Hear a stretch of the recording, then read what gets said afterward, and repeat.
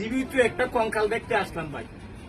মানুষ হিসাবে এত নিদারুণ জীবন, এত কষ্ট আমার জীবনে দেখি নাই, হয়তো আমার সাথে যারা কেউ দেখে নাই।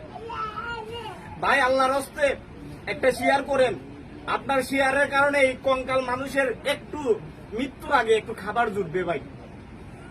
বৃষ্টি পানিতে ওনার পেটের ভিতরে ঢুকে, কিন্তু দুনিয়ার কোনো মানুষ একবেলা খাবার দেয় না। আমরা ওনার বিকাশ নাম্বার দিব, এই নাম্বারে কথা বইলা এই অসহায় মানুষটাকে দিবেন।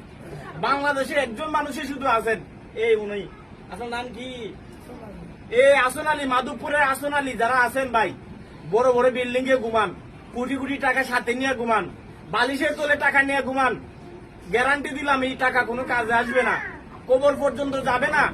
এই মানুষটাকে একবার বালিশের তল থেকে 100 টাকা 200 টাকা করে দিয়েন। আল্লাহর কসম কইলাম, এই মানুষের দোয়া দুনিয়াতে আটকাইতে পারে, কবর পর্যন্ত কেউ আর আটকাইতো না। মানে আজকে আমি বাকরুদ্ধ, মানে গড়ের দ্বারে, আমার গড়ের দ্বারে এই মানুষ না খেয়ে আছে, বাঙ্গা গড়ের, এটা আমরা সইতে পারতেছি না।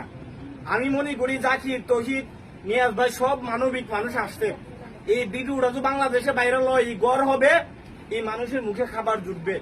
আমরা ইনশাল্লাহ সবাই মিলে যদি 500-1000 টাকা করে দেয় ইনশাল্লাহ, তাও ওনার ঘরে কালকে থেকে চিকিৎসা চলতো না ইনশাল্লাহ।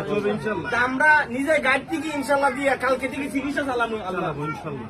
এরপর আমরা ঘরে ধরবো, সব করবো ভাই।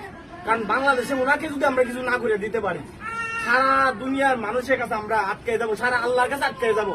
আল্লাহ বলবো যে তোমাদের কাছে পরীক্ষা পাঠাইছিলাম এই লোকটাকে, কিন্তু তোমরা পরীক্ষা ফেল করছো, কারণ বান্দার হক তোমরা পরিশোধ করো নাই। আমরা চাই এই মানুষটাকে চিকিৎসা করাইয়া খাবারের ব্যবস্থা করিয়া আমরা যেন বান্দার যে হক ছিল সেই হকটা আদায় করতাম। সবাই আমাদের জন্য দোয়া